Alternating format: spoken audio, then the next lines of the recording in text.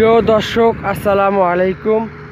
চরমোনাই ফাল্গুনের মাহফিলের কার্যক্রমের নতুন নতুন আপডেট পেতে এমটিসি মিডিয়ায় সাবস্ক্রাইব করে চরমোনাই নিউজ পেতে সবসময় সাথে থাকুন। আমি শুরু থেকেই বলে আসছি, চরমোনাই ফাল্গুনের মাহফিল এর কার্যক্রম ধারাবাহিকভাবে চলতেছে। আজকে আমি যে মাঠে রয়েছি সেই মাঠ হলো 4 নম্বর মাহফিল মাঠ। আজকে থেকে 4 নম্বর মাহফিল মাঠে কার্যক্রম প্যান্ডেলে শুরু হয়েছে। আপনারা দেখতে পাচ্ছেন ছাত্র মুজাহিদ ভাইয়েরা প্যান্ডেলের জন্য বাঁশ দাঁড়া করানোর জন্য গর্ত করা কাজ চলতেছে। দেখেন, আনন্দ সহিতে সবাই কাজ